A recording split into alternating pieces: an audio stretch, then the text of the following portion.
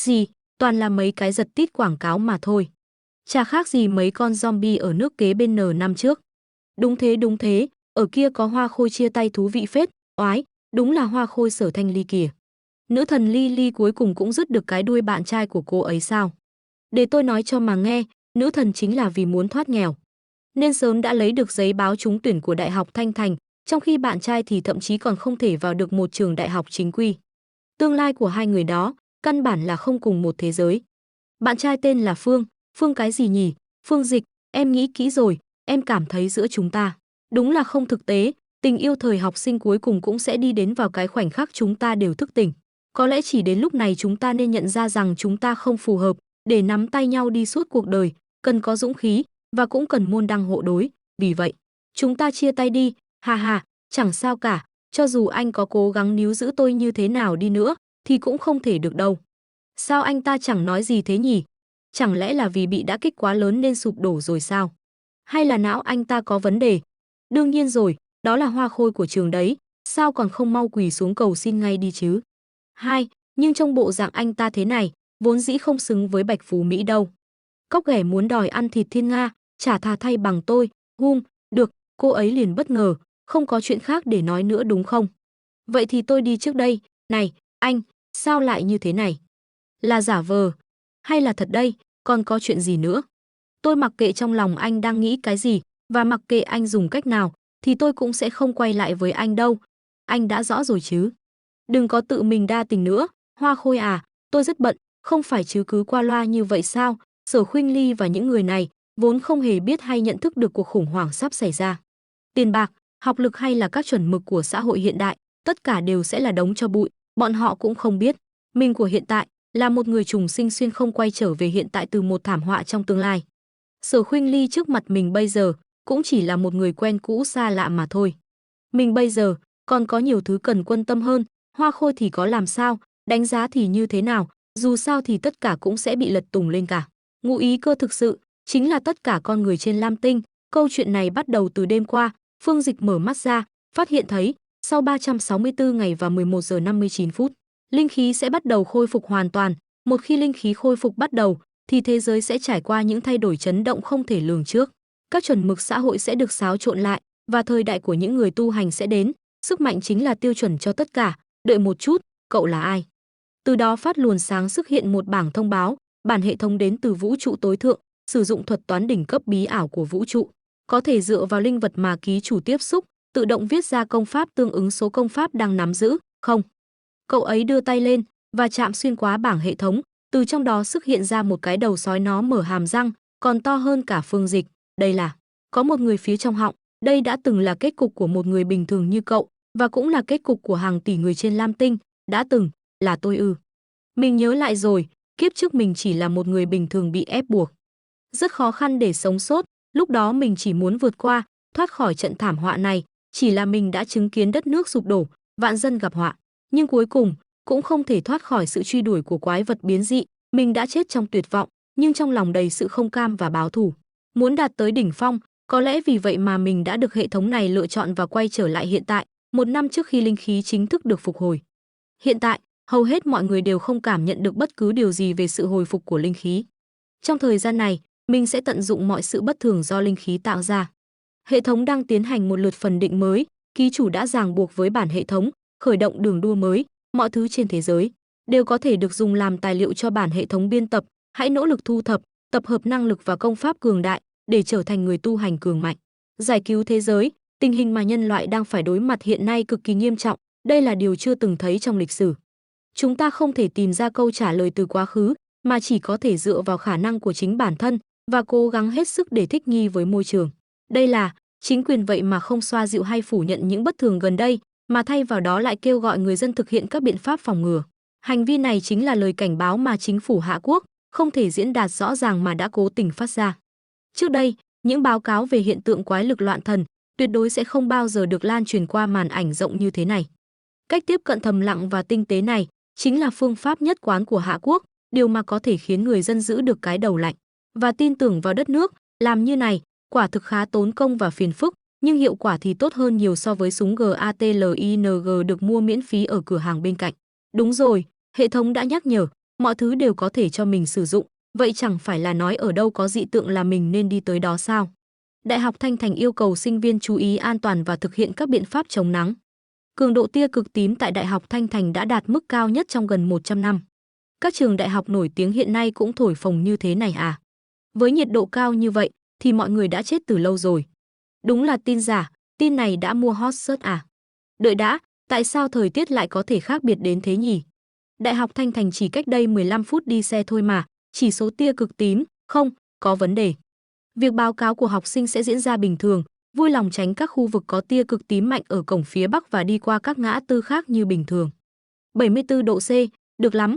Trên thế giới này, khi có điều gì bất thường xảy ra, thì hầu hết mọi người đều không quan tâm và chỉ coi đó là một mánh lới quảng cáo.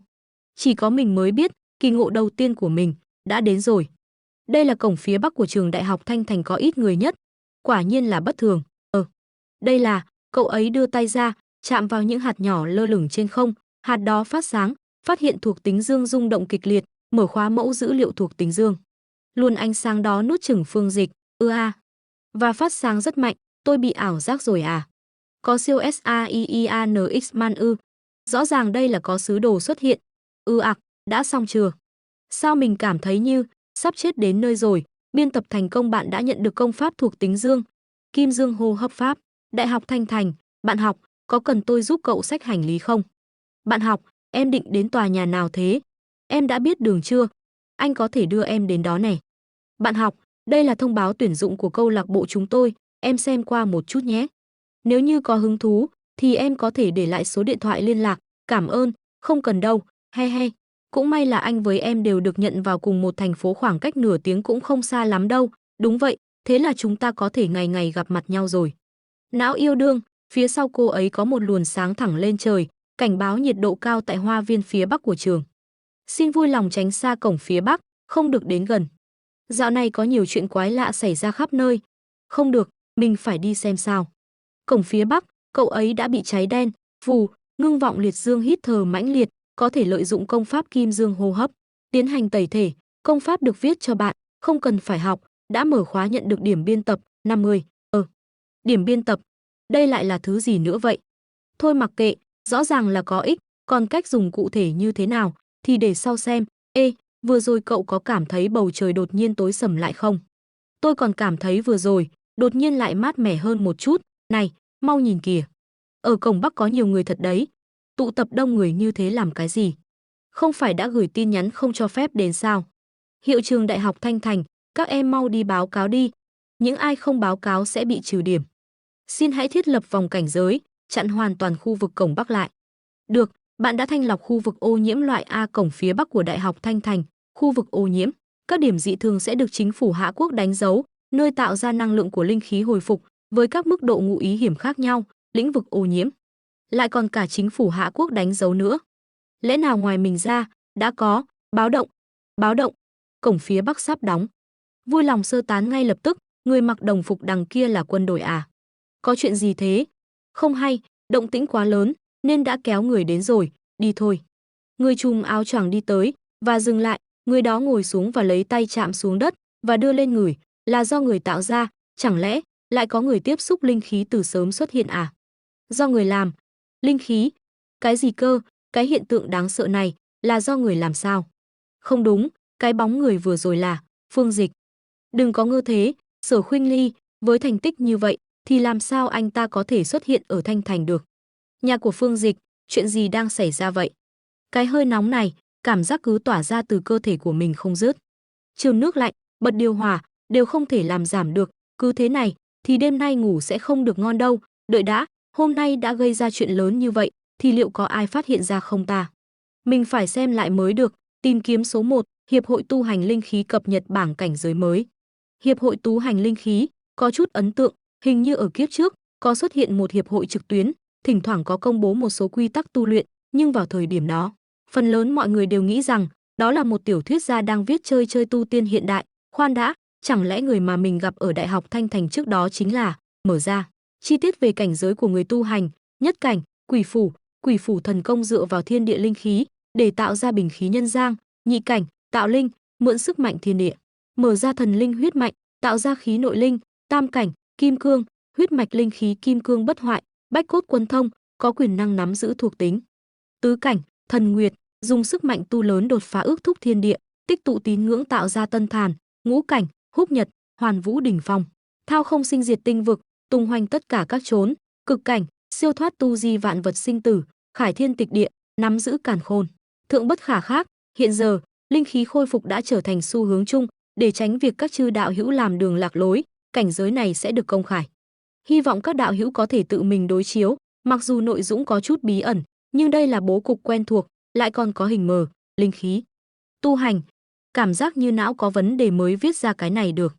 Bây giờ vì lưu lượng, mà thật sự cái gì cũng dám làm, giả, nhìn phát biết là giả.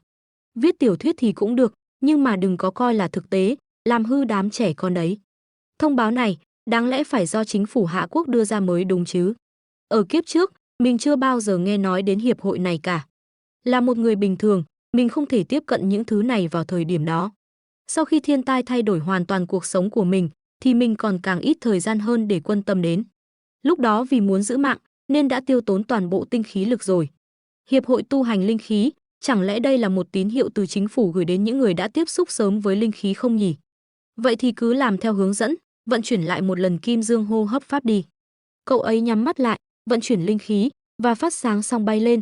Bước đầu tiên, đem cơ thể bản thân tẩy luyện thành khí, dựa vào cơ thể bình khí, dũng nạp thiên địa linh khí, khống chế linh khí, rèn luyện thành hình thần phủ. Sau đó cậu ấy mở mắt ra, thứ này lẽ nào là, chúc mừng, bạn đã thăng lên cảnh giới y sao, quỷ phủ. Có thể sử dụng các điểm biên tập nhận được và đem những số liệu biên tập bạn đã nhận được mà cưỡng ép chồng vào trong bất cứ sự vật gì. Điểm biên tập hiện tại 50, điểm biên tập, mình tí nữa thì quên nó. Câu này có nghĩa là gì đây? Những dữ liệu biên tập mình lấy được chính là công pháp hô hấp kim dương có thuộc tính dương nhỉ? Vậy còn cưỡng ép chồng vào bất cứ sự vật gì, cái gọi bất cứ sự vật là gì nhỉ? Bạn có muốn tiêu hao điểm biên tập, đưa thuộc tính dương vào trong vật này không? Có, không, mình đoán đúng rồi, cưỡng ép chồng đưa vào chính là kiểu phù ma vật thể, khiến cho nó nắm được sức mạnh siêu phàm. Nếu như mình chọn có, thì chiếc cốc này trở thành chiếc cốc có thuộc tính dương. Vậy nếu như là một cây súng, thanh đao hay vũ khí khác thì sao nhỉ? Liệu nó có thể trở thành vũ khí đặc biệt của mình không đây? Xét theo ý của hệ thống, thì mình sẽ không chỉ thu thập dữ liệu cho mỗi một thuộc tính, một loại vũ khí được thiết kế riêng biệt, có sức mạnh siêu phàm, quả thực rất quan trọng trong tương lai. Chi bằng lấy mày ra thử trước nhỉ? Nếu được, thì mình có thể đặt mua một cái thật. Giờ được trọng sinh lần nữa, để đối phó với đám quái vật biến dị kia, thì mình cần phải chuẩn bị thật vẹn toàn mới được. Sau đó phòng của Phương Dịch phát sáng lên, có một con gì đó ở phía dưới, và nó nhìn lên. Phương Dịch cũng đã tắt đèn, và đi ngủ. Con chuột ở đâu ra thế? Nó không ở trong nhà, cũng không ở đường ống nước, lẽ nào là thú nuôi của nhà người khác đang gọi bạn tình à? Dù sao thì mình cũng vừa mới bước vào quỷ phủ, thính lực cũng tốt hơn người thường, nên có thể nghe thấy âm thanh trong nhà của nhà khác thì cũng là chuyện bình thường. Không đúng, nó ở hành lang. Cậu ấy nhìn lên còn đó cũng nhìn lại, con thỏ này là dị thú đã bị dị biến ảnh hưởng. Ký ức kiếp trước của mình vẫn còn hơi xa vời. Nhìn thấy con dị thú này lần nữa, vẫn khiến cho mình rợn tóc gáy. Có một chiếc trực thăng đang tìm gì đó, con thỏ đã nuốt linh quả âm dạ đó, vẫn chưa bị bắt. Tốc độ của thứ này quả thực quá kinh người. HMM, có tin tức thì thông báo ngay, cô ấy đã nhảy xuống từ tòa nhà cao, xuất hiện rồi. Là khí tức của con dị thú đó. Cô ấy liền giảm tốc độ lại bắt được khí tức ám dạ, mục tiêu đã chạy vào một khu vực đông dân cư cách đó 20 km. Nhận được tọa độ, toàn lực truy đuổi, nếu không cư dân của khu vực này liền dồn sức vào đôi chân và bật đi. Mọi người hãy cẩn thận, nó nuốt linh quả còn chưa lâu đâu, nên biến dị tiến hóa vẫn chưa hoàn tất, rất có thể nó sẽ tiếp tục tiến hóa và trở nên mạnh hơn, vì thế ngàn vạn lần không được mất cảnh giác. Nhảy từ tòa nhà này qua tòa nhà khi là mình tăng công an nhiều quá bị hoa mắt rồi hả? Ê, ngơ ra đó làm gì? Cậu vẽ chuyện xong chưa hả? Nơi này là tầng 65 đấy. Con thỏ lao tới tấn công, Phương Dịch mở trừng mắt và né qua một bên. Sau khi đột phá thì cơ thể biến hóa thật sự rất lớn. Mình bây giờ hoàn toàn có thể nhìn rõ được những động tác chậm của nó. Ngoài ra, cơ bắp có thể phản ứng và di chuyển nhanh hơn, né tránh đòn tấn công của nó. Nhưng mà, cái thứ quỷ biến dị hung thú này, hóa ra lại xuất hiện sớm như vậy à? Mình có thể nhớ được, nếu như so sánh với những thứ tương tự ở kiếp trước, thì nó thậm chí còn chưa tiến hóa hoàn toàn. Thuộc tính âm dạ vào lúc này, kích động năng lực và độ cuồng bạo của nó vào lúc này, nhất định phải ngăn nó lại, giết chết nó. Nếu không, tất cả mọi người trong tòa nhà này sẽ trở thành thức ăn cho con quái vật đó mất. Cậu ấy liền cầm vào đuôi nó, sau đó dùng sức để ném nó đi, điểm yếu của nó chính là cái đuôi. Phương Dịch vận sức vào chân và nhảy ra theo con thỏ, khi đến gần thì cậu ấy tụ lực vào nắm đấm và đấm một đòn vào bụng con thỏ, bộc phát sức mạnh xuyên qua con thỏ và khoét một lỗ trên bụng nó vậy mà còn dám hấp thụ năng lượng thuộc tính dương của mình cơ à. Sức mạnh Thái Dương là thứ bá đạo cương mãnh, con thỏ này đúng là tự tìm đường chết. Nó liền phát nổ chiếu sáng giữa trời tối, sét đánh ư? Sao chẳng có cái gì cả vậy? Phương Dịch đáp xuống đất kèm theo mảnh vỡ của thỏ rơi xuống theo. Tên này, vừa rồi nó giống như một con ma đói đang cố gắng nuốt chửng sức mạnh trên người của mình. Có một con mắt của nó rơi xuống dưới chân Phương Dịch, cậu ấy nhìn nó và dẫm bẹp con mắt đó, rõ ràng là thuộc tính ám dạ, bóng tối. Vậy mà đối diện với thuộc tính dương chuyên khắc chế lại điên cuồng đến thế, nó quả thật đã rất đói, sự biến dị của thú vật đã bắt đầu. Nếu như mình vẫn là một người bình thường chưa thức tỉnh, thì e là tất cả mọi người ở đây hôm nay đều sẽ trở thành bữa ăn cho con quái vật này mất. Để chống lại mối đe dọa, mình vẫn cần phải thu thập thêm nhiều công pháp mới được. Có một người khác đã tới, đáp xuống chỗ Phương Dịch vừa chiến đấu xong, cô ấy bất, nó chết rồi à? Mục tiêu đã tử vong, thi thể đã nát vụn, trước tiên, tôi sẽ thu hồi thuộc tính ám dạ còn lại. Cô ấy đưa tay tới, cái khí tức nóng bỏng này, cực cao, giống như thuộc tính dương cực kỳ tinh thuần, giống hệt như cổng phía Bắc Thanh Thành vậy. Chuyện này tuyệt đối không thể trùng hợp như vậy được. Tổng bộ, con thỏ đã chết. Không phải tôi giết, là người tu hành mới xuất hiện ra tay trước, thuộc tính cao đẳng. Ý cô là việc thanh lọc khu vực ô nhiễm cổng Bắc của Đại học Thanh Thành và thỏ biến dị đều là do cùng một người thực hiện sao? Hơn nữa, tự ý khí tức của người này chỉ đạt đến cảnh giới 1 sao quỷ phủ, nhưng thuộc tính lại cực kỳ thuần khiết, là thuộc tính dương cùng loại với thứ ở cổng phía Bắc Thanh Thành ư? Đúng thế, tôi xác nhận, không có dấu vết của người này trong hồ sơ của tổng bộ, loại người tiên phong có thiên phú này. Hiệp hội nhất định phải nắm bắt cơ hội kết bạn mới được. Tôi cũng nhận định là vậy, những nhiệm vụ gần đây của cô, trước tiên cứ gác qua một bên. Điều quan trọng là phải tìm được tung tích của người tiên phong, ghi lại vào hồ sơ, điều tốt nhất chính là có thể thuyết phục được họ tham gia vào hiệp hội tu hành linh khí. Tôi hiểu rồi, nhưng mà, bây giờ tôi muốn uống một cốc trà sữa, người này, rốt cuộc là thần thánh phương nào đây? Thật ra hiệp hội nói không sai, loại người có thực lực như thế này, tuyệt đối là một cao thủ, cần phải kết giao bằng được. Kế hoạch một ngày bắt đầu từ buổi sáng, ánh nắng rực rỡ chiếu rọi lên người mình. Dậy sớm càng có lợi cho việc tu luyện của mình. Cảm nhận ánh ban mai, vận hành kim dương hô hấp pháp. Cậu ấy bắt đầu mở mắt ra, sau khi bước vào cảnh giới quỷ phủ, mỗi lần vận hành kim dương hô hấp pháp, mình có thể cảm nhận được luồng khí do công pháp tạo ra, giống như những sợi chỉ quấn quanh thần phủ. Nhanh vậy, lại sắp đột phá rồi sao? Sau đó cậu ấy nhắm mắt lại và tập trung, chuyển hóa sức mạnh thành cây rìu. Nhanh vậy, lại sắp đột phá rồi sao? Tu hành cũng như trẻ củi, không có gì khác ngoài sự kiên trì. Cầm chắc cây rìu bằng hai tay, đưa qua đầu về phía sau, rồi bổ một phát từ trên xuống, bạn đã thăng cấp lên quỷ phủ cảnh nhị tinh. Sau đó mở mắt ra, cảm giác thể chất lại mạnh mẽ thêm một phần. Chỉ là, tốc độ thăng tiến của mình tuy nhanh, nhưng cũng bởi khi đột phá lên 1 sao trước đó, phần dư khí do tu luyện đó tích tụ vẫn chưa dùng hết, tiếp theo, phải từng bước vững chắc mà nâng cấp thôi. Chỉ có điều, dị tượng do mình tu luyện gây ra quá nổi bật, vẫn nên tìm một nơi yên tĩnh thì hơn. Hàng thật vừa mới đến, văn phòng hiệp hội, phát hiện mặt trời sinh ra năng lượng dao động, lại là hắn sao? Phương Dịch đã đến một nơi khác, có muốn tiêu hao điểm biên soạn để dũng nhập thuộc tính dương vào vật này không? Có. Trước đây mình từng thử dùng mô hình làm vũ khí, tự ý đã biên soạn thành công, nhưng có vẻ nó không chịu nổi sức mạnh của thuộc tính dương. Xem ra, không phải đạo cụ nào cũng có thể trở thành vũ khí thuận tay, lần này mình cảm nhận được rõ ràng, thanh đao này có cùng nguồn gốc với sức mạnh trong cơ thể mình, dũng hỏa một cách kỳ diệu. Biên soạn thành công, đúng là vũ khí tốt, để ta thử xem uy lực của ngươi thế nào. Trời ạ! Thanh kiếm đó liền phát sáng, may mà không gây cháy rừng, động tĩnh vẫn quá lớn, khói đặc như thế này, chắc chắn đã bị phát hiện rồi. Rút lẹ, đáng ghét, đáng ghét, đáng ghét. Chỉ tranh thủ lúc dùng phiếu giảm giá mua ly trà sữa thôi mà, lại chỉ thiếu một chút nữa thôi. Thủy nghịch, chắc chắn là thủy nghịch, khoan đã, suối nước nóng. Tượng Phật này rốt cuộc đã bị gì vậy? Trời ơi, giờ biết bảo hành ở đậu đây. Phải tìm ai để khôi phục lại nguyên trạng chứ? Lại sắp bị phòng xử lý hậu quả mắng té tát rồi, từ khi người đó xuất hiện, chẳng có chuyện gì suôn sẻ cả. Khoan đã, không thể nào, tối qua vẫn còn là khí tức quỷ phủ nhất tinh, mà giờ đã lên nhị tinh rồi sao? Không chỉ vậy, ở đây còn lẫn vào một luồng khí rất mạnh, là linh bình sao? Linh bình, đúng như tên gọi, là việc dũng nhập thuộc tính vào bình khí, giúp vũ khí bình thường phát huy sức mạnh vượt trội. Thế nhưng số lượng linh bình cực kỳ hiếm, trong hiệp hội cũng chỉ có đúng 2 thanh mà thôi.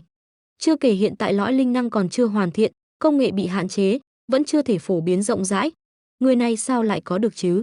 Cô ấy bắt đầu suy nghĩ, ha ha, chắc là mình nhầm rồi, thôi lo dọn đống tàn tích này trước đã, bắt đầu từ việc làm nguội con suối vậy. Hiện tại vũ khí của mình đã mang thuộc tính dương, nhưng hệ thống lại không nói rõ liệu có thể chỉ dùng mỗi thuộc tính dương hay không. Dù sao thì trước đó hệ thống cũng từng nhắc rằng mình có thể biên soạn đủ loại công pháp khác nhau. Mọi thứ trên thế gian đều có thể trở thành nguyên liệu để hệ thống này biên soạn, vậy nếu sau này mình có được thuộc tính khác, liệu có thể dũng nhập thêm vào vũ khí này, trồng lên thuộc tính hiện có không? Xin chào, cho hỏi cậu cũng là tiên hành giả phải không? Xin lỗi nhé, tôi đã xem lịch sử duyệt web của bạn, thấy bạn rất quan tâm đến mấy dị tượng gần đây, còn lưu cả bài viết về bảng cảnh giới nữa. Tôi có vài người bạn, bọn họ cũng là tiên hành giả, chúng tôi hay tụ tập với nhau, đồng thời cũng đang tìm thêm người cùng chí hướng. Quên mất chưa cài quyền riêng tư.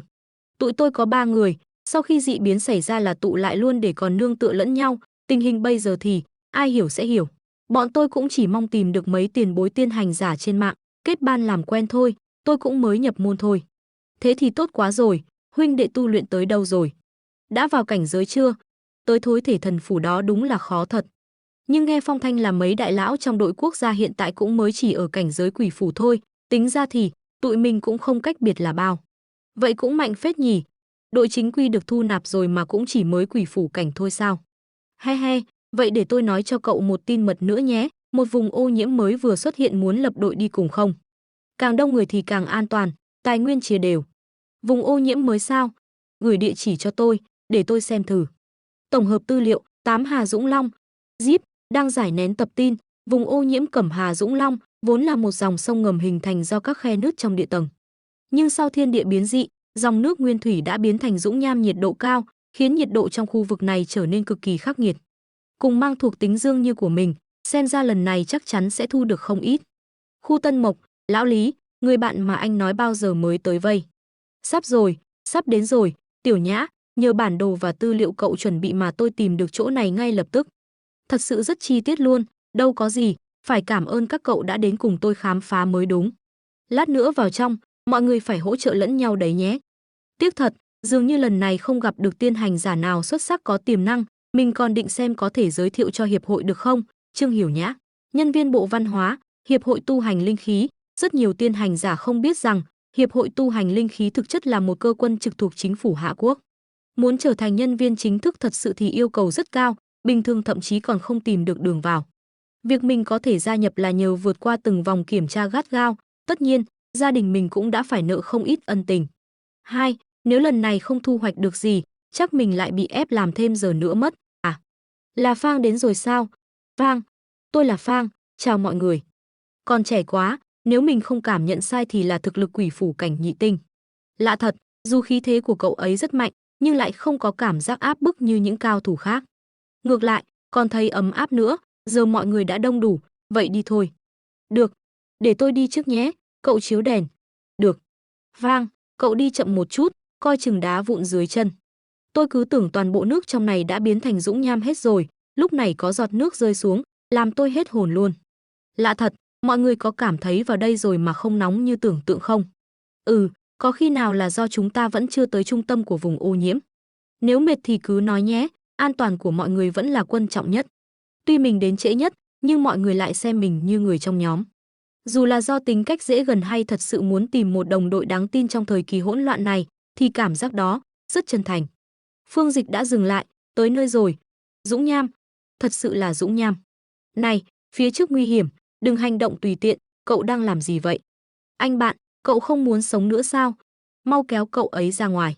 Sau đó dung nham bắn lên rất cao, phát hiện dị tượng thiên địa, đang tiến hành phân tích nội viêm, đang khởi động năng lực tính toán tối đa, tiến hành biên soạn, bạn đã nhận được kỹ năng xích diệt lực thuật. Nội viêm, nhiệt độ bên trong cao, mang thuộc tính bộc phát sức phá hoại cực kỳ đáng sợ.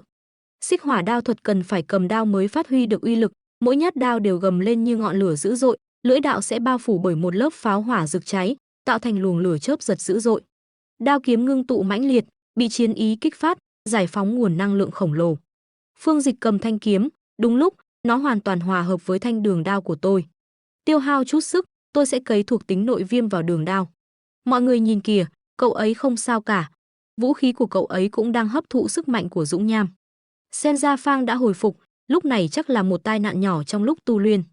Bây giờ linh khí ở đây cũng đã ổn định hơn nhiều, chúng ta đã đến lúc tu luyện rồi. Tôi cảm nhận được rồi, linh khí có sự thay đổi, tôi có thể hấp thụ một cách mượt mà. Tôi cũng vậy, tôi có thể cảm nhận được. Bây giờ tôi chỉ cần tu luyện thêm chút nữa là có thể chính thức bước vào con đường tu đạo. Hiểu nhã, tôi đến đây chỉ để thu thập tài liệu, mọi người cứ yên tâm tu luyện, tôi sẽ giúp trông chừng xung quanh. Cảm ơn, có tiên hành giả khác đến rồi. Hơ, lũ tép diêu từ đâu chui ra vậy, mau cút đi, chỗ này là địa bàn của anh em tôi rồi. Không ổn, ba người đó đều là quỷ phủ cảnh nhất tinh. Địch mạnh ta yếu, dù tất cả mọi người hợp lại cũng không thể đánh lại nổi. Không động vào được. Xin lỗi, đây là chỗ chúng tôi đến trước. Bạn của tôi đã bắt đầu hấp thụ linh khí rồi. Nếu không ngại, mọi người có thể cùng chúng tôi hấp thụ linh khí. Con bé kia, vào quỷ phủ cảnh chưa? Cái mọi người, chúng tôi gì đó, mau cút hết đi. Nếu không, dưới tiền đề linh khí phục hồi, hiện giờ tuân theo nguyên tắc mạnh được yếu thua thời kỳ sinh trưởng hoàng dại, những tiên hành giả yếu kém không xứng đáng sở hữu tài nguyên để trở nên mạnh mẽ. Nhưng, Hạ Quốc sẽ không để tình trạng này kéo dài mãi. Là một thành viên của hiệp hội, tôi phải làm gì đó. Ồ, nhìn ngươi cao tu vạn vỡ vậy mà chỉ biết bắt nạt một cô bé sao? Hả? Phương Dịch cầm thanh đao lên và cấm nó xuống đất, lùi lại. Xảy ra chuyện gì vậy? Chính vì có quá nhiều tu giả tôn sùng mạnh được yếu thua nên mới dẫn đến thảm kịch không thể cứu vãn đó. Nhưng chỉ biết khuyên bảo và nói suông thì không thể nào khuất phục được đám người này. Cậu ấy rút thanh đao ra, cút. Phát nổ thứ hai. Cái quái gì thế này, quái vật gì vậy? Chạy. Đại ca đỉnh quá. Đao vừa rồi quá ngầu luôn. Đâu có, là do bọn họ quá đáng thôi. Mọi người tu luyện cũng kha khá rồi nhỉ, muốn rời đi chưa? Khu vực ô nhiễm ở đây dường như đã không còn linh khí nữa rồi, chúng ta đi thôi. Nếu nhát đao vừa rồi thật sự chém xuống, thì giờ nơi này chắc chỉ còn lại vài bộ thi thể cháy đen thôi. Cậu ấy chắc chắn là một thiên kiêu tiên hành giả sở hữu thuộc tính cao cấp, lại còn mang theo thiên phú đỉnh cấp. Nhất định phải báo với tổ chức.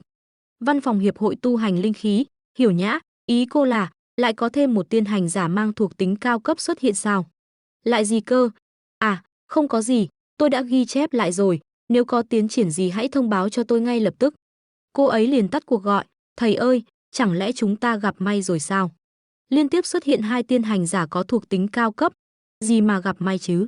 Những người mang thuộc tính cao cấp hiện nay không ai là không có thân phận tôn quý, được coi trọng đặc biệt tương lai đều sẽ là nhân vật đứng ở trung tâm quyền lực.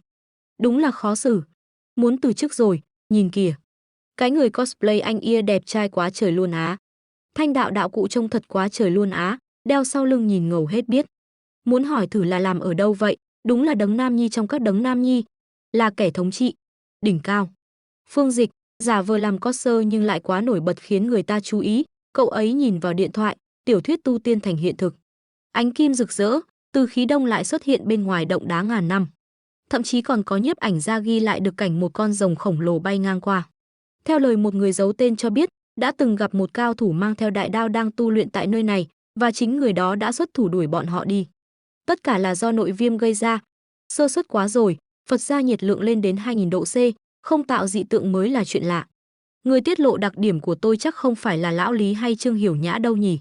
Đã hấp thụ nhiều linh khí mang thuộc tính dương đến vậy, cảm giác chỉ cần vận hành thêm một lần kim dương hô hấp pháp nữa là có thể đột phá rồi. Kệ đi, mau chóng ra sau núi thôi. 5 phút sau, nhà Phương Dịch sau núi, có một cây sảnh cấm xuống đất, cuối cùng cũng xong. Chuyên gia làm vườn, Tô Thanh Huỳnh. Đây là khí tức thật bá đạo, người này đang ở trong núi. Không đúng, là ai vậy? Chẳng lẽ sắp đột phá lên quỷ phủ cảnh tam tinh sao? Tu vi quỷ phủ cảnh mà có thể gây ra động tĩnh lớn đến mức này hả? Chuyện này đã vượt xa phạm trù của yêu nghiệt rồi. Không được, phải mau đi xem. Là tên đấu sao? Không phải chứ, tôi nhất định sẽ bắt được cậu. Trên trời xuất hiện dị tượng, và Phương Dịch đang đột phá, quanh cậu ấy xứng hiện rất nhiều tay, đưa hai tay lại gần, trên cao xuất hiện một chiếc rìu rất to, anh ta đang cố gắng huy động thần phủ. Không ngờ anh ta có thể khống chế linh khí ổn định đến vậy, chẳng lẽ người này đã âm thầm tu luyện hàng trăm năm mà không ai hay biết sao? Trước đây tôi thất bại khi đột phá quỷ phủ cảnh tam tinh, chính là bị áp lực của thần phủ đánh bật lại, hộc máu rồi nằm liệt giường suốt một tuần, thật sự không muốn nhớ lại. Ngay cả thể chất như tôi còn thất bại, rốt cuộc tên yêu nghiệt này chui ra từ đâu vậy? Linh khí dồi dào, khả năng khống chế chuẩn xác, huy động thần phủ, từng tia linh khí dường như đều đã trải qua nghìn lần tôi luyện. Người như vậy đã không còn chỉ là yêu nghiệt nữa, mà đúng là một tồn tại tựa như thần giáng thế. Huống hồ, phần lớn những tiên hành giả hễ có cảm giác đột phá liền nóng vội cầu thành, nhưng người này lại từng bước vững chắc, tâm thái và dùng khí đều vô cùng lão luyện, cứ như một cao thủ ẩn thế vậy. Thần phủ chuyển động rồi. Ở phía đông, Phương Dịch cũng đã mở mắt, đột phá quỷ phủ cảnh tam tinh. Thanh Huỳnh đã tới, hộc, hộc, không một bóng người, lại không kịp nữa sao? Mới có 30 giây thôi mà. Nếu tôi đoán không sai, anh ta đã phát hiện ra tôi đang theo dõi rồi. Cứ tiếp tục thế này, chẳng phải tôi sẽ vĩnh viễn đừng mong chiêu mộ được người sao? Đợi đã, vị tiền bối này, chắc là anh, chưa rời đi đúng chứ? Chính là cô Tạ mấy ngày nay cử đi theo điều tra tôi. Tôi là đội trưởng của tiểu đội Huỳnh, một đội trực thuộc Hiệp hội Tu hành Linh khí Hạ Quốc, đồng thời cùng là một tiên hành giả. Tôi xin thay mặt hiệp hội, trân trọng gửi đến anh lời mời hợp tác. 2 ngày nay tôi theo dõi hành tùng của anh, cũng chỉ vì hy vọng anh có thể chính thức gia nhập hiệp hội. Mong anh đừng vì vậy mà có ấn tượng không tốt về hiệp hội. Còn nữa, tuy hiệp hội của chúng tôi vẫn chưa công bố rộng rãi với công chúng, nhưng điều lệ và các văn bản chính quy đều đầy đủ cả. Chắc anh ấy sẽ không cảm thấy bị mạo phạm đâu nhỉ. Cũng không nghĩ rằng tôi đang quấy rầy anh ấy chứ. Dùng từ phải cẩn trọng, giọng điệu phải nhẹ nhàng. Tại sao? Là vì, làm sao đây? Nên nói sự thật không nhỉ? Nhưng người như vậy chắc không dễ bị qua mặt. Nói những lời tâng bốc giả tạo có ý nghĩa gì chứ? Bởi vì Hạ Quốc muốn tìm kiếm và thống nhất các tiên hành giả, để họ dần dần hoạt động một cách quy củ hơn, đồng thời các tiên hành giả cũng có thêm một tầng bảo vệ. Hiện nay các tiên hành giả phát triển một cách tự phát và hỗn loạn, tôi hiểu rằng việc gia nhập một hiệp hội có thể sẽ là một dạng ràng buộc đối với anh. Nhưng sau cùng, chúng ta vẫn phải cùng nhau đối mặt với linh khí phục hồi, đối mặt với những kẻ địch chưa rõ trong tương lai. Nếu tôi nói là tôi không đồng ý thì sao? Hiện tại, tôi vẫn chưa thể hoàn toàn tin tưởng cô. Cô ấy đang nghĩ gì đó. Tôi tên là Tô Thanh Huỳnh. Trước khi linh khí phục hồi, tôi là một vận động viên. Không biết anh có ấn tượng gì không? Đây là giấy tờ của tôi. Xin hãy tin tưởng tôi. À, hình như có chút ấn tượng. Quả nhiên, những người có tố chất bẩm sinh vượt trội lại càng dễ trở thành tiên hành giả sao? Bảo sao chạy nhanh vậy? Chỉ có điều nếu nhìn vào tình hình kiếp trước, thì cuối cùng Hạ Quốc vẫn không thể đạt được tâm nguyện, toàn nhân loại đều đã bị hủy diệt. Đã một lần sống lại và còn có hệ thống trợ giúp, thì chắc chắn tôi sẽ trở thành một phần trong đó. Nhưng không phải bây giờ, thời cơ vẫn chưa chín mùi. Đúng là tôi có ấn tượng với cô. Thế này đi, để tôi suy nghĩ một lát. Nhưng cô tạm thời phải giữ bí mật về tung tích của tôi với bên đó. Theo hành vi của Tô Thanh Huỳnh, hiện tại Hiệp hội Linh khí hoàn toàn không dám chọc giận những tiên hành giả như tôi. Vừa khéo có thể lợi dụng cô ta để phục vụ cho mục đích của tôi có thể phối hợp với anh. Nhưng dị tượng do anh tạo ra khi phá cảnh thăng cấp đã bị Hiệp hội phát hiện. Tôi vẫn phải báo cáo, nửa thật nửa giả, thế nào? Cứ làm vậy đi. Đợi đã, Thanh Huỳnh quay lại thù Phương Dịch đã biến mất, tôi lại không bắt được anh ta. Bao nhiêu lần rồi, người ta cố tình tránh né mà. Cực khổ xử lý dấu vết mà đại lão để lại, tôi đúng là số khổ mà. Thôi được rồi, tạm gác mấy chuyện này lại. Thật ra tôi thấy bây giờ anh ra ngoài làm nhiệm vụ cũng xem như một chuyện tốt. Gần đây, dị thường đã xuất hiện. Chúng lại xuất hiện rồi sao? Đám dị chủng tàn bạo đó, tôi sẽ không quên đâu. Chúng hoặc u ám, tà ác, hoặc điên cuồng, tàn bạo. Chúng dựa vào năng lượng trong khu vực ô nhiễm sau khi linh khí phục hồi, có kẻ biến dị thành dị thú, dị hình, nuốt chửng con người. Có kẻ thì ngụy trang thành dị tượng tai họa, không ngừng giết người, chiếm cứ và phân chia địa vực, cuối cùng thúc đẩy hình thành khu vực ô nhiễm mới.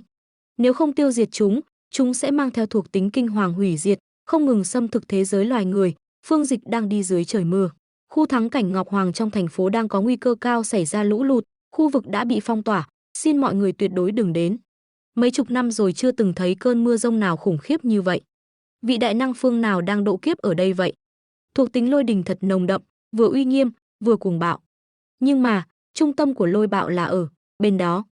Phương Dịch đã nhảy đi, cậu ấy đáp xuống đất, phía trước phát hiện khu vực ô nhiễm, áp sát Ngọc Hoàng Phong.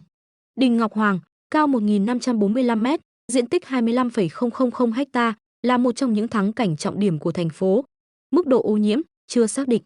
Cậu ấy tiếp tục đi, Phương Dịch đã nhận ra điều gì đó, từ trên trời có một tia sét đánh thẳng vào Phương Dịch. Theo kết quả đo mật độ linh khí, mức độ ngụ ý hiểm của Đình Ngọc Hoàng đang có chiều hướng tăng lên. đỉnh núi Ngọc Hoàng cần lập tức phong tỏa và thiết lập khu vực ô nhiễm mới. Việc này xảy ra đột ngột và vô cùng nghiêm trọng, vốn dĩ tôi đã cử Thanh Huỳnh đi làm nhiệm vụ khác, giờ cũng phải khẩn cấp triệu hồi về. Thanh Huỳnh, cô nói đi. Hiện tại, đỉnh Ngọc Hoàng đã không thể tiếp cận được nữa, linh lực mang thuộc tính lôi đang có xu hướng bùng nổ. Chúng tôi tạm thời đánh giá khu vực này ở cấp độ ô nhiễm A. Dựa trên tình hình hiện tại, chỉ trong vòng 1 giờ tới, đỉnh Ngọc Hoàng hoàn toàn có thể được nâng lên cấp S, cần lập tức kích hoạt phương án khẩn cấp. Tự ý nhiên, dựa theo toàn bộ hồ sơ của các tiên hành giả, trong khu vực của tôi không tiên hành giả nào có đủ năng lực để đến gần khu vực này, kể cả bản thân tôi cũng vậy. Ngay cả với tiên hành giả tam tinh của quỷ phủ, kết quả suy đoán cũng cho ra xác suất tử vong là 100%. Vậy thì cứ bắt đầu phong tỏa từ chân núi Ngọc Hoàng, cử người tuần tra 24/24 để ngăn không cho ai lên núi. Đồng ý, cắt đứt ngụ ý cơ từ gốc, phong tỏa hoàn toàn ngọn núi. Khu vực ô nhiễm vừa hình thành, linh khí đang bùng phát dữ dội, tuyệt đối cấm mọi người lại gần, đợi đến khi mật độ linh khí giảm xuống rồi mới tiến hành khảo sát tiếp. Có một tia sét đánh xuống, may mà mình có Kim Dương hô hấp pháp thương thân. Nhưng như vậy vẫn chưa đủ để chiết xuất được thuộc tính lôi tinh thuần nhất, mình buộc phải tiến vào trung tâm của sấm sét, tức là đỉnh núi Ngọc Hoàng. Trong thời kỳ linh khí phục hồi, loài người không những hưởng lợi ít, mà thậm chí còn có nguy cơ bị đảo ngược chuỗi thức ăn, rơi xuống đáy nếu cứ mãi dậm chân tại chỗ. Chưa nói đến sự thay đổi của khí tượng thiên địa, ngay cả những loài nhỏ bệ như thỏ hay chuột cũng có thể đe dọa con người. Tương lai sẽ còn xuất hiện những thứ kinh khủng hơn cả dị thú, đến mức ngay cả tu hành giả cũng có thể bị đánh bại một cách dễ dàng. Mặc dù hiện tại mình đã nắm được Kim Dương hô hấp pháp và Xích Hỏa đao thuật lần lượt tượng trưng cho thuộc tính dương và thuộc tính nội viêm, nhưng rõ ràng là vẫn còn quá thiếu sót.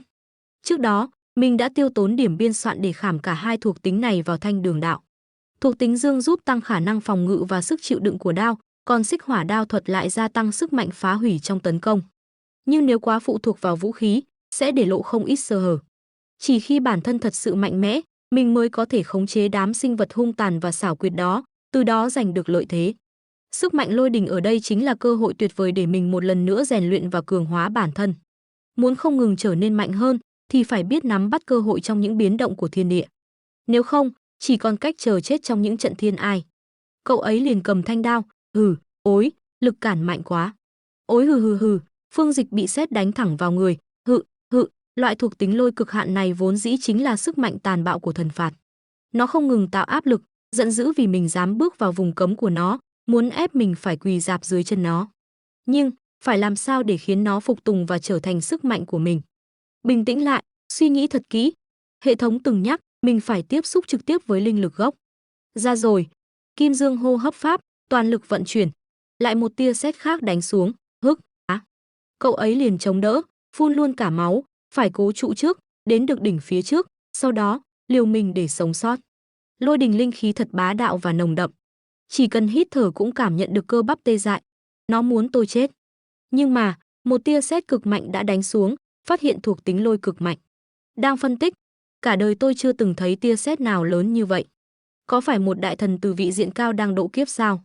Sao tôi có cảm giác như nhìn thấy một bóng người trên bầu trời, sét này mà đánh vào khu trung tâm thì làm sao đây? Không lẽ nó sẽ đánh xuyên nhà tôi sao? Bạn đã nhận được thần lôi bách luyện. Dẫn động thiên lôi, tôi luyện nhục thân thành thần. Nhận được 50 điểm biên soạn. Thuộc tính lôi đình, một thuộc tính cao cấp mạnh mẽ chuyên về tấn công. Khác với thuộc tính dương, thuộc tính lôi đình có thể tôi luyện thân thể, lấy thân hóa lôi, bất luận công hay thủ đều bá đạo bậc nhất. Từng nói về người tu hành thời thượng cổ, linh khí dồi dào, công pháp thông thiên, đều dẫn lôi nhập thể, gánh chịu lâu dài, thân như núi non, bất tử bất diệt. Lôi đình vừa là mũi thương của tôi, cũng là tấm khiên của tôi. Tôi cảm nhận được, sức mạnh của lôi đình không chỉ đơn giản là phá hủy và hủy diệt, mà còn là sự tẩy rửa và tái sinh. Tôi có thể cảm nhận nó mài giũa và cường hóa gân cốt, kinh mạch của tôi, trong quá trình tôi luyện ấy, lại không hề có chút đau đớn nào. Đây là lôi đình phán xét thuần túy, trừng phạt mọi tà ác, có thể gây 300 sát thương bạo kích, có muốn tiêu hao điểm biên soạn không? Vậy nên, phải dũng nạp nó vào trong đường đao sao? Tuy dũng nạp thuộc tính lôi đình sẽ khiến nó trở nên cứng cấp hơn, nhưng lại sẽ phá vỡ sự thuần khiết của thuộc tính dương nhỉ. Huống hồ, nếu dung nạp quá nhiều thuộc tính, e rằng cây đường đao này sẽ không chịu nổi. Có rồi, dũng nạp vào tay phải. Có muốn dũng nạp thuộc tính lôi vào vật này không? Không, có. Sau đó sức mạnh của sét đi vào tay của Phương Dịch, ngày hôm sau, đỉnh núi Ngọc Hoàng. Thiếu tá Hàn, tình hình không như chúng ta dự đoán, Khu vực ô nhiễm đỉnh núi Ngọc Hoàng trong vòng 3 giờ đã giảm nồng độ linh lực từ đỉnh điểm xuống mức ô nhiễm nhẹ. Tự ý nhiên, hiện trong không khí vẫn còn lưu lại một lượng lớn điện tích. Đã có người từng đến đây, là một tiên hành giả. Thiếu tá quân đội Hàn Lễ. Gì cơ? Lại là tiên hành giả à? Người còn sống không? Tôi không cảm nhận được thuộc tính của hắn cũng như thời gian rời đi, có lẽ đã quá lâu. Thêm vào đó là trận mưa bão đêm qua đã xóa sạch dấu vết, có lẽ là khoảng 8 giờ tối qua, người đó đã rời đi bình an vô sự. Tại sao chứ? Thời gian dị tượng bắt đầu khoảng 6 giờ tối qua, chúng ta đã phong tỏa chân núi lúc 7 giờ, có lẽ hắn đã lên núi trước đó, nếu không thì chắc chắn chúng ta đã phát hiện ra. Đỉnh điểm lôi bão trên đỉnh Ngọc Hoàng là lúc 7 giờ tối, cô chẳng phải cũng đã dùng đạo cụ của hiệp hội để dự đoán rồi sao?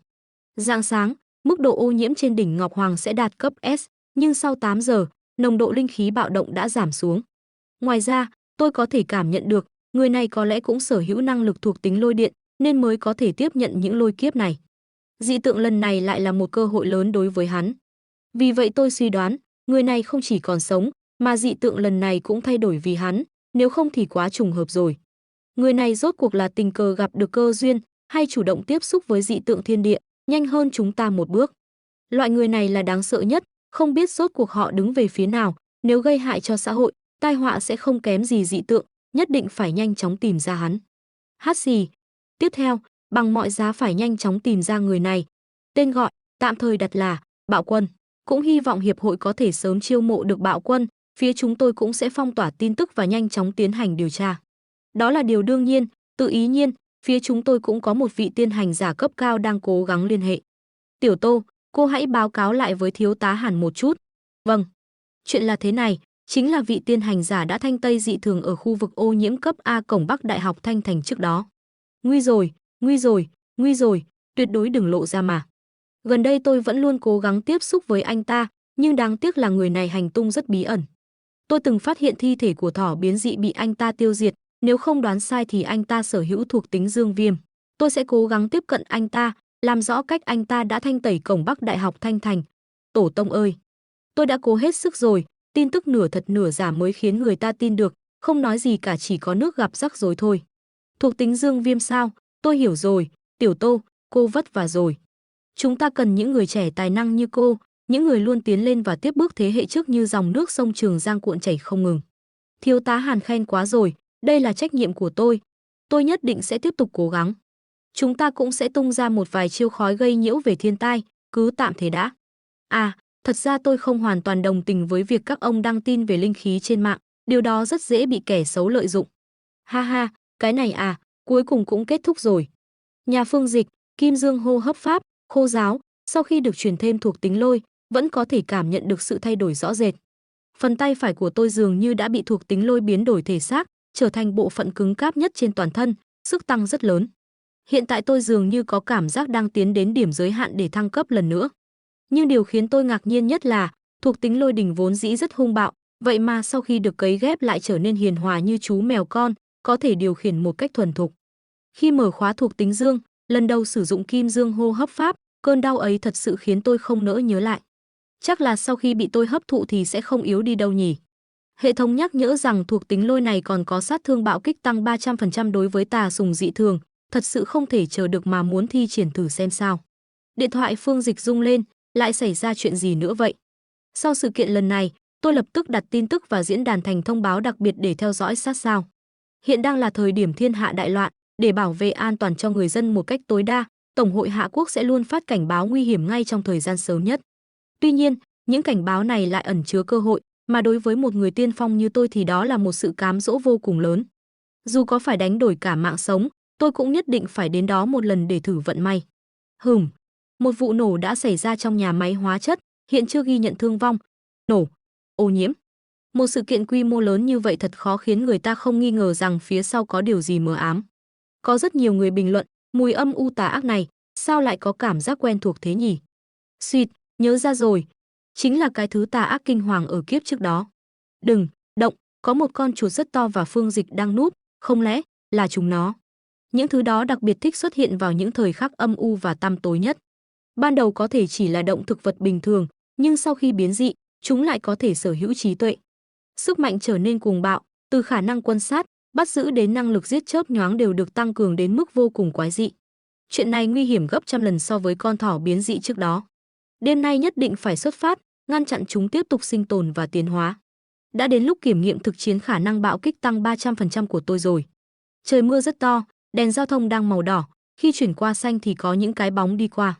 Tổng bộ, đội phá hoại đang truy dấu dị thể hồ sơ số 7, Trúc Dạ, hiện tại tạm thời đã mất dấu mục tiêu. Hiện tại đã biết năng lực của Trúc Dạ là dũng hòa vào bóng đêm, ẩn giấu hình thể. Khi đến gần sẽ phát ra những tiếng xì xèo nhỏ li ti, có sở thích ăn thịt người. Xin hãy nhanh chóng hỗ trợ bổ sung hồ sơ. Với thời tiết thế này, chắc chắn nó sắp bắt đầu săn mồi rồi. Chúng ta tuyệt đối không thể để chuyện như thế xảy ra. Đã rõ. Tư liệu bổ sung cho hồ sơ số 7, Trúc Dạ đã được gửi đi. Yêu cầu hành động bao vây và tiêu diệt đã được nâng lên mức ưu tiên B, dự kiến sẽ được xử lý trong vòng 12 giờ tới. Đội phá hoại, xin hãy tiếp tục nhiệm vụ truy đuổi, nhất định phải lấy bảo đảm an toàn tính mạng làm ưu tiên hàng đầu. Bọn họ đang đi trên mái nhà, được 12 tiếng đồng hồ, tuy không phải là nhanh, nhưng đó đã là sự hỗ trợ lớn nhất mà tổng bộ có thể cung cấp rồi. Hạ quốc đất rộng, khắp nơi đều đang xảy ra dị biến và phục sinh, tổng bộ cũng lực bất tòng tâm. Đợi đã. Khu vực mà mọi người đang tiếp cận hiện có nhân viên của Hiệp hội Tu tiên Linh khí chúng tôi đóng tại đó. Đội trưởng tiểu đội, Tô Thanh Huỳnh hiện đang thực hiện nhiệm vụ quan sát tiên hành giả, chúng tôi có thể gửi tin nhắn để cô ấy tạm thời hỗ trợ mọi người. Được, cảm ơn nhiều. Xin hãy nhanh chóng để cô ấy tới hỗ trợ, tôi đã từng nghe nói về thành tích thực chiến của cô ấy rồi. Hả? Từ bao giờ mà tôi lại nổi tiếng đến vậy chứ? Là các người à? Gọi tôi Tăng Ca à? Tô Thanh Huỳnh, lần này chúng ta đang xử lý dị thường Trúc Dạ chuyên ăn thịt người đây, không phải chuyện tăng ca hay không đâu. Đây là thái độ nhờ giúp đỡ của các người đấy à? Xem ra đội phá hoại thực lực phi phàm, cũng chẳng cần người tăng ca hỗ trợ đâu nhỉ. Vậy thì Huỳnh tiểu đội xin phép không tham gia nữa. Ấy, lão đại gan thế, lỡ người ta bị ăn thịt thật thì sao bây giờ? Vậy thì đó là vấn đề của người ta, như thể nhiệm vụ của chúng ta không nguy hiểm vậy. Xin hãy đợi đã. Xin lỗi, vừa rồi tôi đã hơi nóng này, mong mọi người vẫn có thể hỗ trợ điều tra tung tích của nó. Sự lợi hại của Trúc Dạ chắc mọi người cũng rõ. Nếu không có năng lực tìm kiếm và định vị của mọi người hỗ trợ, thì không chỉ chúng tôi bị ăn thịt cũng đành chịu, mà toàn bộ người dân trong thành chắc chắn sẽ không còn ai sống sót. Bọn họ đứng trên mái nhà, tìm thấy rồi, ở bên này. Có luồn gió bay đi, hồ sơ số 7, Trúc Dạ sở thích, bóng tối, ẩm ướt, ăn thịt người. Rõ, đội phá hoại. Bắt đầu hành động. Con chuột cũng đã thấy bọn họ, mục tiêu đã phát hiện chúng ta, đội phá hoại nhanh chóng triển khai trận hình. Đông, Tây, Nam, Bắc, bao vây toàn diện. Sau đó một người nhảy lên, tay người đó được BOC bởi linh khí, đi. Chém vào con chuột, cả hai đều lùi về, phía sau con chuột mọc ra gì đó, có hai cánh sau lưng nó, chú ý sóng âm, né tránh ngay. Dùng sóng âm tấn công bọn họ, không sao chứ. Đội trưởng. Quả nhiên Trúc Dạ rất mạnh, nếu chúng ta không kịp rút lui lúc này, có lẽ giờ thịt nát xương tấn rồi. Sức phá hoại khủng khiếp như vậy, lại còn mang thuộc tính bóng tối đáng sợ, nếu tiếp tục ở lại trong khu vực thành phố thì chắc chắn sẽ gây ra thảm họa.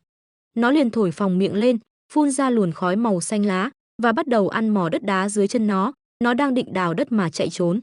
Đội trưởng Tô, đây là thuộc tính bóng tối mang đặc tính ăn mòn, chỉ cần chạm vào vật thể là có thể ngay lập tức phá hủy cấu trúc của nó. Chúng ta không có thuộc tính khắc chế cao cấp để đối phó.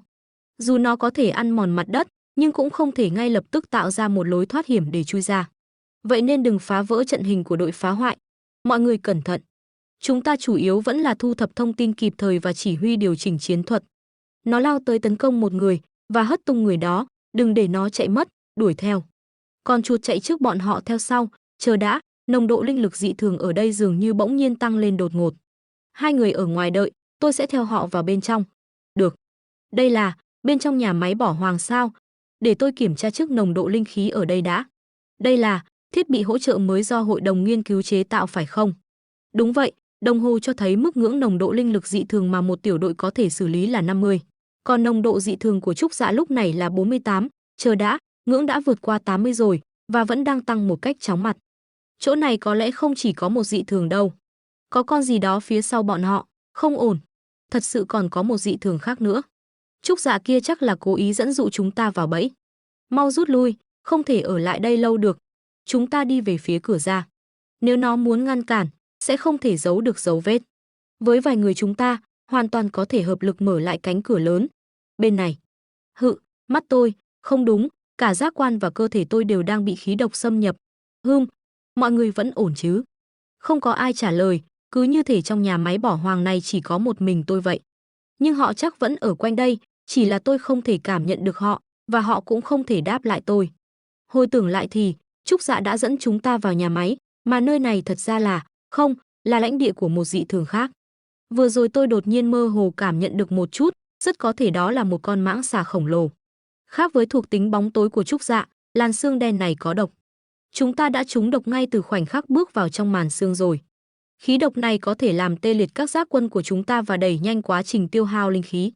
Nếu chúng ta dùng linh khí để tấn công, sẽ chỉ khiến bản thân suy kiệt nhanh hơn, và cuối cùng, linh lực đã gần cạn kiệt. Không có linh khí hộ thể, chắc chẳng bao lâu nữa ta sẽ trở thành một cái xác không hồn mất thôi. Rốt cuộc đây là dị thường gì vậy? Vừa có trí tuệ chiến đấu, lại còn sở hữu năng lực nghịch thiên đến mức này, khiến chúng ta bị xoay như trong chóng. Cứ kết thúc như vậy sao? Phía trên mái cho khe hở và ánh sáng chiếu vào, Thanh Huỳnh mở mắt và nhìn lên, có một người từ đó đi vào. Thanh Huỳnh cũng đã ngất do khí độc, người nhảy vào là Phương Dịch. Cậu ấy đáp xuống, thì ra là một dị thường mang thuộc tính bóng tối à? Con rắn đó tấn công, Phương Dịch đã nhảy sang một bên, và con chuột cũng tấn công, thì ra là vậy, ở đây có hai con dị thường. Một con phụ trách dụ mỗi, một con phụ trách thu hoạch. Cũng nhanh nhạy đấy chứ. Bảo sao linh khí ở đây lại đậm đặc bất thường như vậy. Thích cắn người lắm à, vậy thì từ từ thưởng thức mùi vị của lôi điện đi. Chém con rắn một nhát, tới người rồi, có sợ lửa không? Con rắn lại tấn công, Phương Dịch lộn người né được, nhìn đây. Cậu ấy tiến tới chém đôi con rắn, và đáp xuống đất, Phương Dịch thấy gì đó, con rắn đang hồi phục, quả nhiên vẫn còn giấu chiêu. Từ chỗ Phương Dịch chém có lôi điện, nó lan ra toàn thân con rắn. May mà tôi cảm nhận trước được khí tức hắc ám của con rắn lớn này còn đậm đặc hơn cả Trúc Dại. Vừa rồi khi dùng đường đao, vào khoảnh khắc phát huy sức mạnh nội viêm, tôi đã khống chế sức mạnh thu hồi nột viêm. Đề đao làm vật dẫn dồn tụ và dẫn luồn sức mạnh lôi đình trong tay vào cơ thể con rắn. Là một dị thường có sức mạnh hắc âm, Trúc Dạ tuy quỷ dị và đáng sợ, nhưng sức mạnh khá yếu háo máu nhưng số, nhân loại có thể bị hại chỉ 1-2 người, còn lâu mới bằng tiến hóa. Nhưng con rắn này, chậc, vảy rắn, quả nhiên là dị chủng, ngay cả trí tuệ cũng cao hơn, âm tiễn thật khó phòng bị. Độc tính của thứ này kèm theo hiệu quả tê liệt, lặng lẽ đoạt mạng mà không ai hay biết. Nhưng tôi có thể cảm nhận được cơn đau nhói, chắc là nhờ tác dụng của kim dương hô hấp pháp lưu chuyển không ngừng trong cơ thể. Thuộc tính dương viêm có thể hòa tấn độc vật, kim dương hô hấp pháp hộ thể trị liệu, sức mạnh lôi đình thanh tẩy. Hai thứ này khi phản ứng với sự xâm nhập của độc vật cũng có thể mang lại cảm giác đau rõ rệt, nhắc nhở tôi về đòn tấn công đến từ kẻ địch. Nhưng những kẻ xui xẻo khác, cho dù có chút năng lực hộ thể, cũng e là vô phương cứu chữa. Ngẫm lại con rắn này có thể lặng lẽ trở nên tu lớn như vậy, ngoài việc ít nhất có năng lực kiểu quỷ phù tam tinh, chắc chắn cũng liên quan đến cách săn mồi bất ngờ như thế này. Chưa kể, kết hợp với Trúc Dạ thì quả thật là phương pháp hoàn hảo để bày những tiên hành giả tinh nhuệ. Người mà nó ăn chắc hẳn không ít rồi, e là có rất nhiều tiên hành giả chưa kịp hợp lực với chính phủ rồi. Cuối cùng thì, dù nó có gian ác và độc ác đến đâu, không cam lòng đến mấy cũng chỉ còn cách tấn biến thành cho bụi mà thôi. Nội hỏa lực này rất tinh khiết, nhưng quả thật sức mạnh lôi đình 3 lần chí mạng vẫn nổi bật hơn. Cảm giác kỹ năng thực chiến của tôi hiện tại cũng coi như là khá tốt trong số các tiên hành giả rồi phải không? Cậu ấy đứng nhìn, lại gần, chạm vào, còn có người ở đó, khụ khụ khụ. Là cô ấy sao? Người của hội đó, tên Tô gì ấy. Này, không cần giả vờ nữa, cách giả chết của cô hơi kém đấy. Trời ơi, thật trớ trêu, hóa ra người vừa này thật sự là cậu ấy sao? Ha ha, tôi bị mùi hương làm tỉnh dậy chứ không phải giả đâu, cô có thực lực khá tốt. Đồng đội của cô đều đã tiêu hao hết linh khí và mất ý thức nhưng cô vẫn giữ được một hộ thể. Nếu cô không giữ lại ý chí, cô sẽ không thể ngửi thấy mùi máu tanh và cháy khét. Cảm ơn lời khen của cậu nhé. Tôi thật sự giữ lại một chút linh khí hộ thể, và điều này cũng đã bị cậu ấy phát hiện rồi. Nhưng tôi hoàn toàn không biết cậu ấy đã đánh bại Trúc Dạ như thế nào, còn có cả con rắn lớn kia nữa. Cô không cần phải luôn che mắt đâu, chỉ cần cô đảm bảo thành thật và không tiết lộ danh tính của tôi là được. Mà thái độ của người này thân thiện hơn lần trước nhiều đấy, không còn sớm nữa rồi, vì cô và đồng nghiệp không gặp nguy hiểm đến tính mạng nữa nên tôi sẽ đi trước đây. À này, đợi đã, không cần đâu, đông người khó nói chuyện. Nơi này nhờ cô xử lý giúp nhé. May mà cô ấy không nhìn thấy tôi vừa mới cố gắng chạm vào để thu thập thuộc tính bóng tối. Cảm giác khó chịu và lạnh lẽo này thật sự khiến người ta thấy ghê tởm. Có lẽ là do linh lực thuộc tính bóng tối đã bị tôi xua tấn, cộng thêm sự kháng cự theo bản năng của cơ thể nên mới không thành công. Hệ thống cũng không có phản ứng gì. Thôi vậy, về nhà rồi phân tích lại sau. Tiếc thật, đến cả khuôn mặt còn chưa nhìn rõ. Xem ra vẫn chưa thể hoàn toàn buông bỏ sự cảnh giác với hiệp hội nhỉ, tỉnh đi, kết thúc rồi. Chúng ta bị đánh lén rồi. Chuyện gì thế này? Luồng thuộc tính dương thuần khiết này từ đâu ra vậy? Như anh thấy đấy, có một tiên hành giả đến giúp chúng ta rồi, có lẽ là mục tiêu nhiệm vụ của tôi. Nhiệm vụ ban đầu của tôi là xác định một tiên hành giả mang thuộc tính cao cấp thuần khiết, chính là thuộc tính dương này. Vậy cậu ấy, tôi cũng vẫn chưa hoàn thành đâu, thân phận của cậu ấy đến giờ vẫn còn là một ẩn số. Thật ra tôi còn bị cậu ấy phản giám sát nữa, cậu ấy biết tôi đang làm gì. Nhưng lần này, ngược lại chính cậu ấy lại bảo vệ chúng ta. Một mình hạ gục Trúc Dạ và cả con rắn khổng lồ, không ngờ lại có một tồn tại mạnh đến như vậy. Nói mới nhớ, thi thể của Trúc Dạ đâu rồi? Chúng ta vẫn nên xử lý hiện trường trước đã, đem những vật chất còn sót lại này nộp cho hiệp hội. Người đó vừa đi tới vừa thu vào, năng lượng gì mà hung bạo dữ vậy? Đội trưởng Tô, vừa rồi cô nói, cậu ấy là thuộc tính dương sao? Nhưng luồng điện tích còn sót lại này mạnh quá rồi đấy chứ. Đây là thi thể còn sót lại của Trúc Dạ sao? Độ tinh khiết của thuộc tính trên đó, đúng là rất mạnh, lại còn là thuộc tính cao cấp. Chẳng lẽ, ở đây đã xuất hiện liên tiếp hai tiên hành giả cấp cao? Một người giết hắc xà, một người giết Trúc Dạ. Rồi sau đó cùng nhau rời đi sao? Không phải vậy, tôi nên nói gì đây? Thực ra ở đây đúng là chỉ xuất hiện một mình cậu ấy thôi.